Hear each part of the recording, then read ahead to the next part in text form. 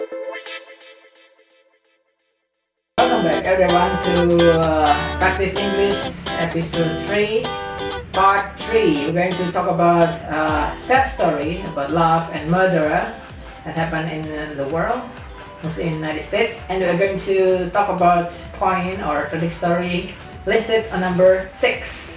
Yes, sir? Oh yeah. The sad story of Celeste Beat and Tracy Talton. Yes. Stephen Beard was a 69-year-old millionaire from Austin, Texas. He was also a lonely widower who had the misfortune of meeting Celeste Johnson, a waitress at Beat's Country Club. The 32-year-old Celeste was attractive but had a troublesome history filled with depression and suicide attempts. Even criminal acts. Despite her instability and the prominent age gap, the couple got married in 1995. Things then quickly spiraled out of control. Not only was their marriage sexually cold, but Celeste regularly drugged Beat's food so she could sneak off with one of her ex-husbands. She frequently insulted Stephen's way and reportedly said, "Why doesn't he die already?" Celeste also went wild with Beat's cash, leading the old man to cancel her credit cards. The ensuing spat ended with Celeste threatening suicide and Beat putting her in hospital. And that's where she met Tracy Talton. Talton, 35, was struggling with drugs and alcohol. She was also smitten with Celeste.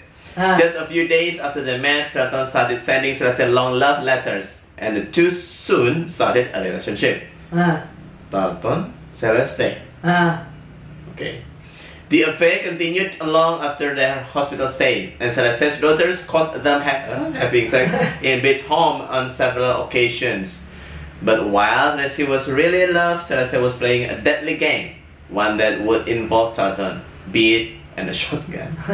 On October 2, 1999, Celeste left her doors unlocked and retreated to her bedroom. Not long after, Tracy crept inside, armed with a 20 gauge. When she found Beat asleep in bed, Tracy took aim and blasted a hole in his stomach. The old man managed to call 911, telling the operator, "My guts are in my hands." Aduh ya Allah, ada usus di sini. Investigators linked a shotgun shell to Tracy's weapon and charged her with murder when Beat eventually died. However, prosecutors were quite suspicious of Celeste, especially after she spent $550,000 in the 2 months after Beat's death. But Talton refused to indict her lover until she learned Celeste had quickly remarried. Scorned, Tracy told prosecutors how Celeste had planned the whole thing. And with the additional testimony of her own kids, Celeste was thrown in the slammer. She won't even be eligible for parole until 2040. Oh, 23. yeah. 43, sorry.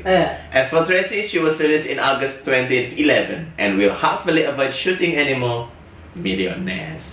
Oh my god. Millionaire is always a target, love, sex, and money. Richness. This three things is so correlated.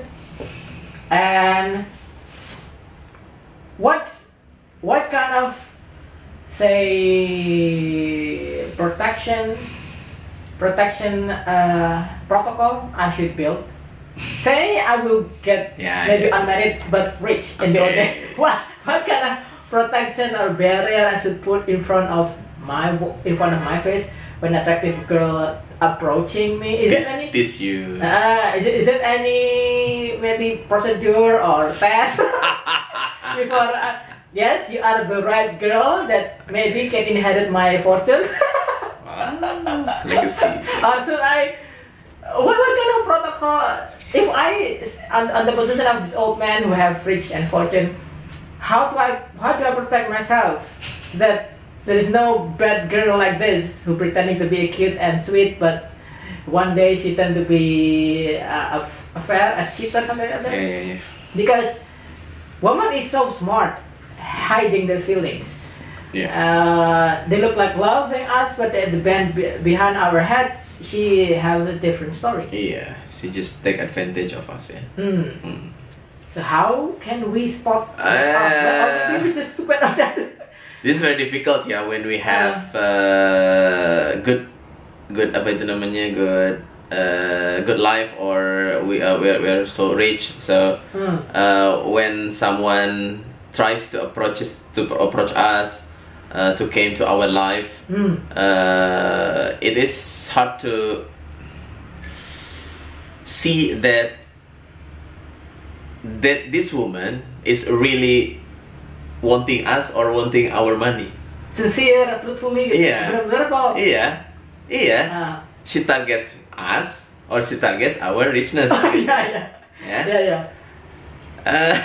I don't know about this. Because woman is so technically smart, hiding her feeling, her true intention. Yeah. And there's no way we can read her mind, something like that. A woman can change in a second, right? Click. The woman is have good emotion, but at the same time we can advantage that emotion to take profit or fortune from other person. Yeah. That's something that I should maybe be careful and keep that on my working book, because there's no way, no theory that I can follow to protect myself from the same event. But okay, maybe my question is, how do you treat a woman? Nah, that will be the answer. Because I treat a woman like a princess. I always buy them anything they want. I always buy them. I want to give. Gitu. Well, because I don't want to make them disappointed. That's it. I am a little bit extravagant when I have relationship. Because my principle is a girl or a woman doesn't have to spend money. Gitu. Nah, I treat the woman like that. Nah, how would you? Do you have the same thought? I mean, do you have the same principle? A man should treat a woman like a princess, or what? Pretty much the same. Nah. I even offer her to buy a house.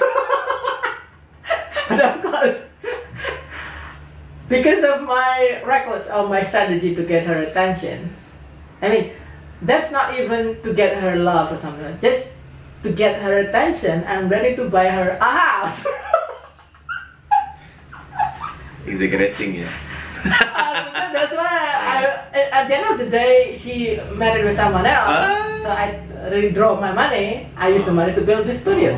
Oh, that is the history of this. Yeah, this studio is a failed love story. Oh, finally revealed. if she ready to marry with me, if my proposal work, there will be no studio like this. Okay. And then I think, they can say, I failed to get this girl, so I want the money back. I don't need a house. I want to buy the house because of her. She has my reason to get a house. Now I don't need. She needs. So at that time, you had prepared the fund or the money to buy that house, gitu? I already have the house.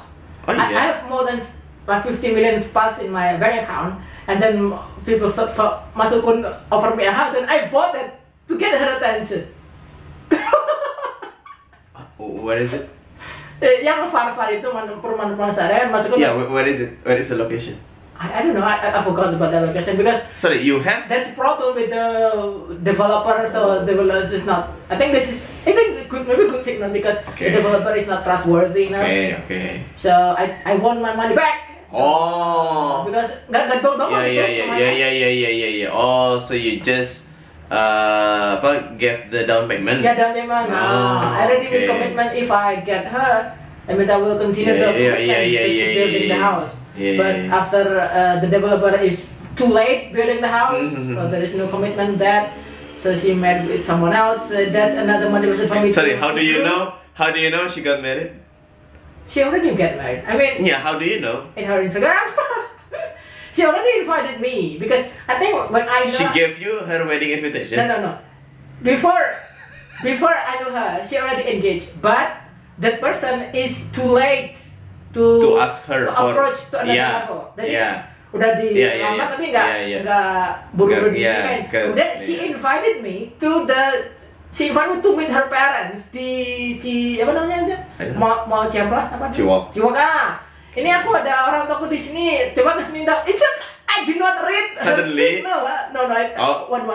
I do not read her signal. That is invitation for me to approach her father and her parents. Sorry, you come there? Just talk about business. But I know her true intention actually. If I'm jika saya teliti, jika saya cukup teliti, saya bisa menggunakan waktu itu untuk melamar dia at that spot. I have the money, I met the parents, and I can say, orang ini jangan lama tapi kok serius sih, kenapa biar saja yang menikahi anak sampean teknik gitu. But I did not use that opportunity. Maybe I'm stupid or dumb or something like that. She invited me. I think that from her text I know attention. Ini yang lama nggak, ini cuma tendang aja lah kita nih gitu. And then I late that moment and then eventually I lost her. When was it?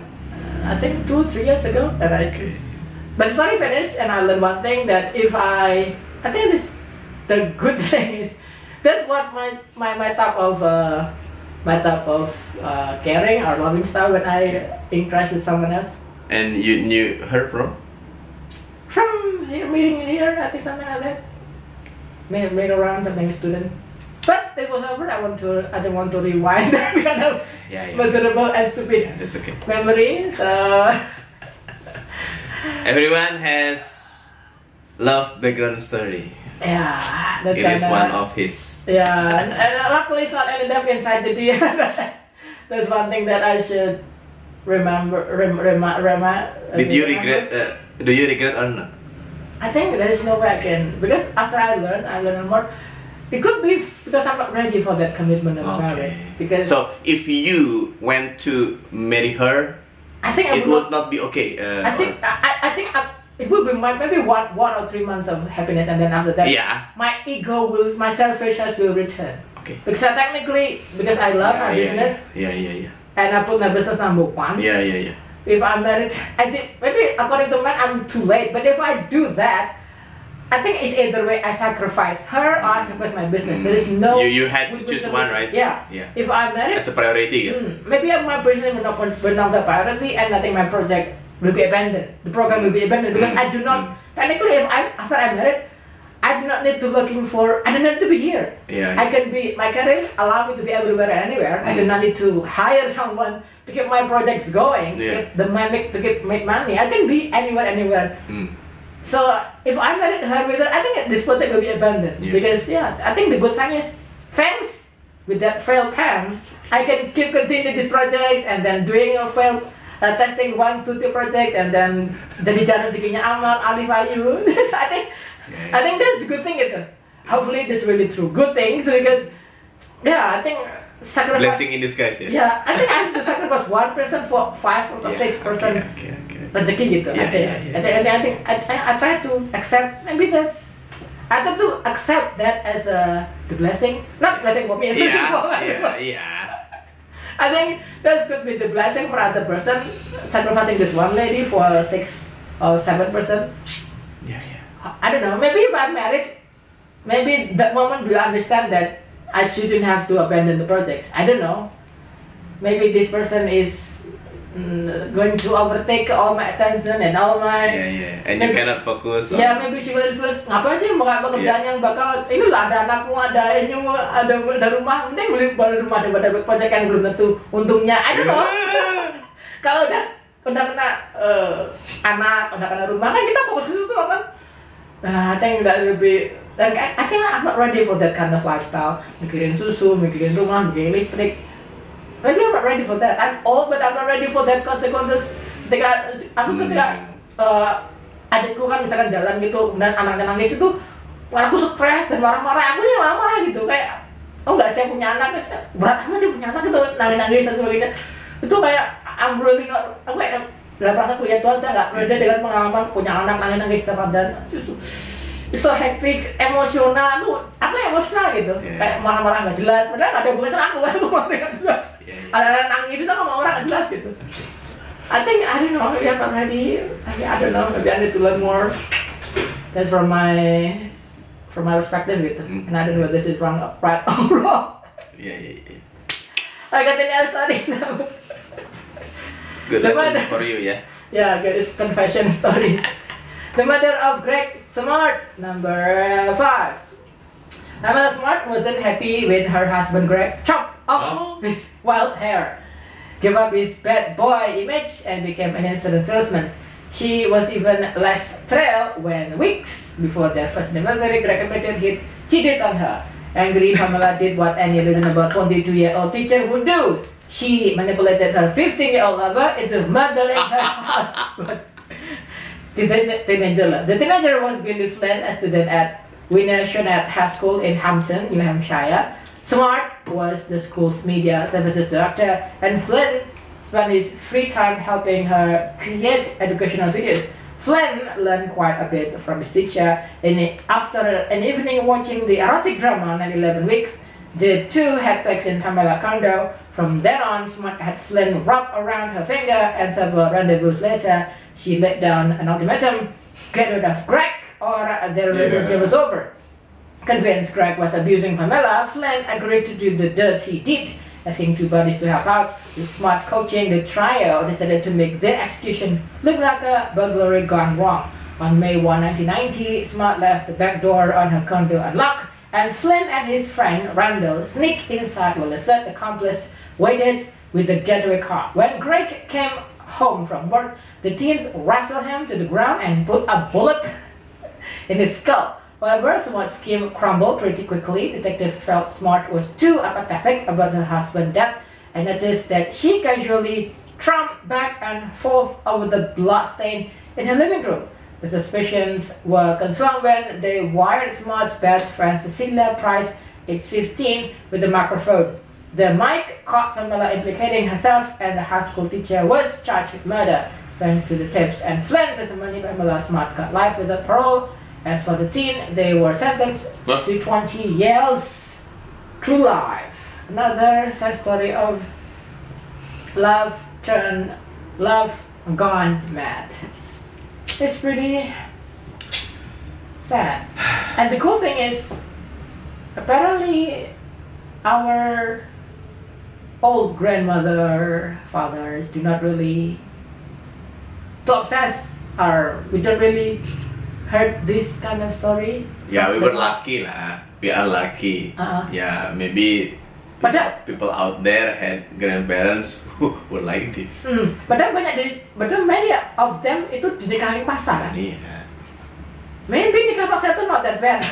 Like siapa tuh? Siti Nurbaya. Siti Nurbaya. Yeah, with itu kan dari Datuk Maringgi. Itu kan dari bad perspektif kan, tapi dari majority perspektif maybe forced marriage is not that bad as we used to think gitu. So, banyak dari orang kita juga kayaknya dipaksa juga, kayaknya my parents juga not really, my mother not really 100% love with my father, I think ya. Jadi ada dikit-dikit dipaksain. Iya, at the time. Dan kayaknya baik-baik aja keluarga mereka menikah juga berpisah bukan karena divorce dan berpisah karena mati kan. Jadi they live until they die gitu. That means dipaksa itu not really bad now. Yeah, because Japanese has a proverb apa tuh? Apa mas? Tresno tau? Tresno jangan kulino. Artinya gimana? Rasa cinta tuh muncul karena sering bertemu gitu. Ya. Maybe that is the apa itu principle. Tapi aneh kan maksudnya, akhirnya wanita harus berhubungan dengan orang yang tidak dicintai. What do you think? Itu kayaknya tragis banget gitu. Kayaknya simpel-simpel pemerkosaan gitu, karena berhubungan dengan paksa dengan orang yang tidak dicintainya, tapi secara agama udah sah itu. What do you think about? Maybe your perspective or your argument about that? At that time, maybe for this era, it rarely happens, maybe. Rarely at the time, maybe in the old era, it often happened to common a woman was forced to marry to a male who was not loved by her. But time by time, love could grow. It could be stronger. Could grow in their relationship after they became wife and husband. Ada yang nanya 10, 11. Yeah, become wife and husband.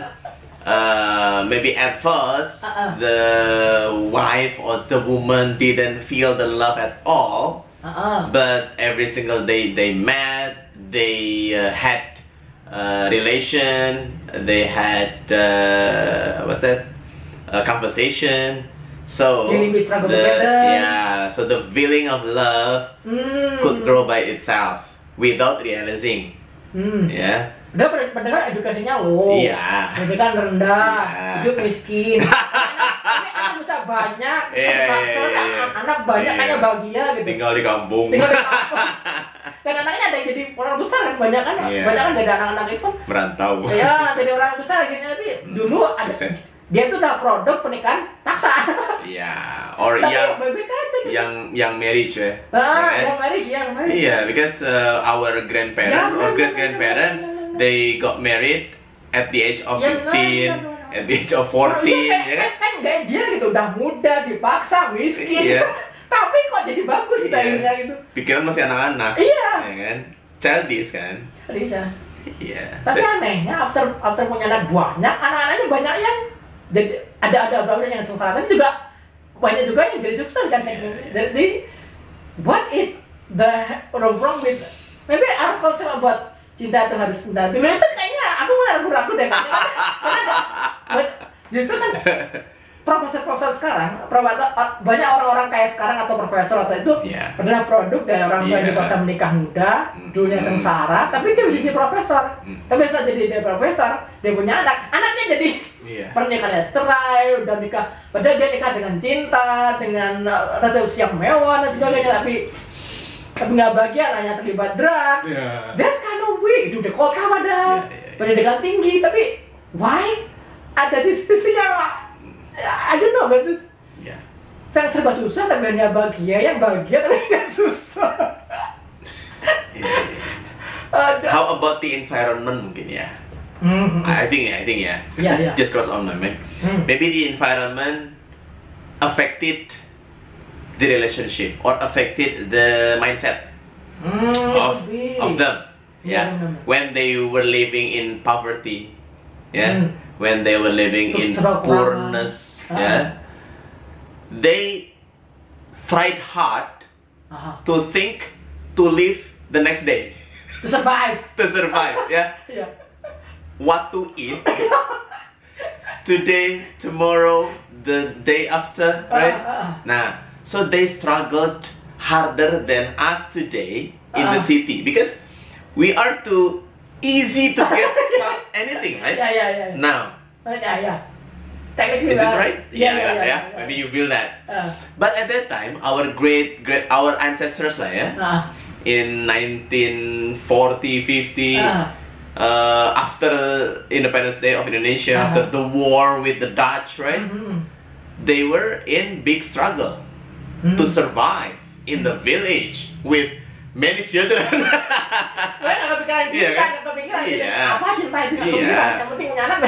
They just thought how to survive, how to feed the children. They didn't think how to educate them actually. Yang penting bisa mati di sawah. But these children, some of the children might have a visionary thinking maybe. That they had to change the the level of the family lah, gitu. And then they struggled more. They went to the city, and they changed their life, right? And then brought their parents to the city. Maybe So but the children now in the city enjoy their life too much. They are easy to get what they want. Spirit struggle-nya nggak ada gitu. Nah, maybe ya. Ikut gitu. Gitu, I think. Ikut begini. When man is separated by her spirit or his spirit of struggle, he will eventually kill himself. Iya. Manusia tuh sangat istimewa ketika mereka diambil rasa susahnya, justru malah nyusahin diri sendiri. Lah ya. I think this could be weird. I mean, it could be. Jika semakin dimudahkan, diambil sisi perjuangannya, sisi-sisi warrior nanti diambil semua, mungkin akan menjadi sisi monster atau something like that. Either mereka merusak lingkungan atau merusak diri mereka sendiri gitu. Atau merusak orang lain. Ya, two ways lah. Either way nggak ada yang menguntungkan. Iya sih. Maybe that's one of the cost maybe ya. Ya gitu. Tapi kalau dibalik lagi, produk dari anak-anak yang menderita, produk dari orang tua yang menderita. Produk dari anak-anak yang dimanjakan kemudian menderita adalah anak-anak yang akhirnya menemukan kembali jiwa perjuangannya. Yeah, because they. Ayahnya miskin lagi. Iya. Miskin, kaya, miskin lagi. Ayahnya miskin, kaya lagi, miskin lagi, muter aja. Fluktuatif. Jadi udah nggak dibiayai orang tuanya, udah susah, nggak punya penghasilan, akhirnya ada menghasilkan anaknya anak susah, akhirnya dia ngikutin, berjuang lagi, dia bawa lagi, muter lagi, akhirnya ketemu lagi. Begitu lagi. Anaknya kaya, gitu. Kata mereka gini lagi, muter aja gitu. Cuma beda casing doang kan. The circle of love. Life is so simple and so actually at the same time it's like pathetic. Yeah, for me, life is a surprising thing. Because if we expect A, we can get B. If we expect B, we can get M. We can get M gitu. So it's shocking thing, right? Not something surprising thing. But we must enjoy it. We must enjoy what we get from God, from Allah, right? Yeah. Whatever it is. Senang fall, down, up and down. Whatever it is. So everyone, welcome back to our last second and two round. The next time, number 4 and 3. Yes. Thank you for everyone your attention and see you again soon. Bye. Goodbye.